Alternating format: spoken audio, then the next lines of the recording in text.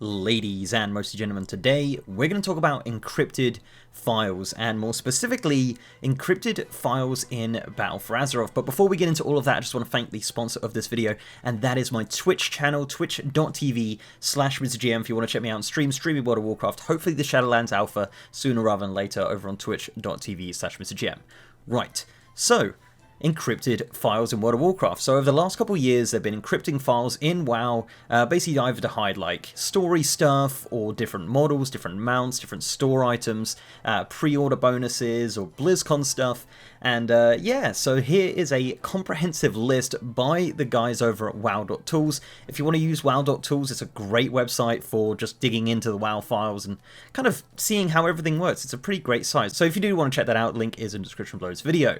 So, this is their encrypted files section, and it's got a history of all the encrypted files since the beginning of Battle for Azeroth, and we're going to go through it. Essentially, a lot of them are already known, and I'm going to go through that as well, but a lot of them are unknown, and it's really fun to speculate and wonder, what are these things and why are they encrypted? So let's just dive straight in here. You can see that each of them have a key. As you can see, key 233 is the first one here, and you can see on the website it says unknown or known. Pretty easy to decipher there. So if we look at the first couple files, this is first unknown one, which was added in 8.0.1, which is obviously the first patch of Battle for Azeroth, and it's simply just UI shop bcv.blp, which is like a texture file essentially. So no idea what that is. As I said, it's encrypted, but you go through, you can see the flying pig mount was encrypted, then became unencrypted, obviously a store mount. You've got a random cape with a texture and an icon, that would be two BLPs, which are essentially the texture files for that.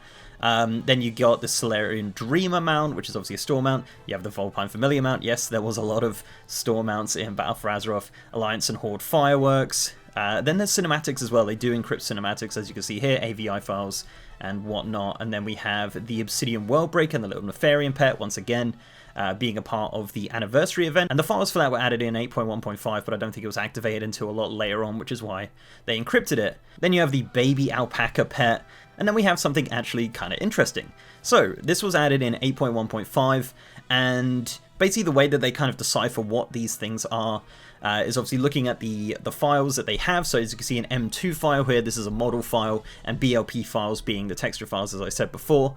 And the sound that this creature makes is a baby raptor. So a lot of these creatures, or new mounts, or new pets, or whatever, will reuse sounds that are already in the game, so that wouldn't be encrypted. So they've kind of deciphered this through a baby raptor sound, whatever this is. So this is still encrypted, whatever it may be. And then you go up, you've got more known ones, and then a bit of a mystery one here that doesn't really have any information about it. But it's one M2 file and 9 unknown files, and that was added in 8.2. We still have no information about that one. Derek Proudmore cinematic, as we all know. Some more M2s that are encrypted. Not too sure on that.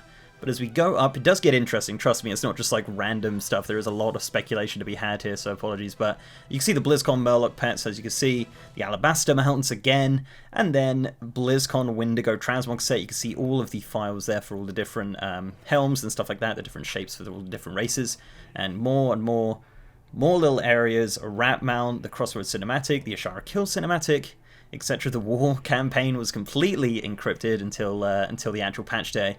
And we keep going, Shadowlands Collector's Edition, Refer a Friend stuff, and then we get some more interesting ones. So this is one that was added in 8.2.5, and this is a creature with yak sounds. Now this could potentially be a yak mount. Obviously we have a ton of yak mounts which were added in Mists of Pandaria. You can see here that it has model data, has sound data and everything like that. Simply just encrypted. So yeah, a potential yak mount. Maybe, I know everyone is gonna, in the comments, just gonna be like, oh, everything's for the store, but like, for the most part, yeah, they have used a lot of this for the store, but yeah, encrypted yak mount potentially seems a bit strange. Have a little speculation on that. Maybe it was something that they were gonna add in potentially 8.3, with obviously the Mists of Pandaria stuff kind of coming back in a sense, but yeah, never really amounted to anything as of yet. Then you have this one, which is super interesting. So this one was added in 8.2.5. Essentially, it is 69 model files, nice, 14 texture files, some unknown files as well, 260 unknown files, and as you can see, they all represent different races. The TLDR, basically armor sets, is essentially every helm is kind of molded to each race, and I think there's 31 different kind of molds that they use, so obviously like male and female Blood Elf, male and female Draenei, male and female dwarf. The dwarf one will be reused for like Dark Iron Dwarf and stuff like that. Anyway, when it comes down to it, it's around about 31. And then you have just 2 models for the shoulder, the left and right. Then you have a belt model. That's pretty much the basic 3D assets. And then you have things like collections, which is essentially like all the extra 3D bits. And that will be molded for each race. So there'll be 31 more of those, each for every race, male and female as well. So yeah, so in the total, you get around about 66 M2 files per armor set, depending on the armor set. But yeah, pretty much around about 66 M2 files for that. And this one is 69. Nice. So yeah, that's potentially another armor set right there, which is right now encrypted in 8.2.5. So yeah, very interesting. Kind of speculate about that. Could be anything. Like, we've had the Shadowlands Collector's Edition stuff. Maybe a Heritage armor. I mean, that's definitely possible.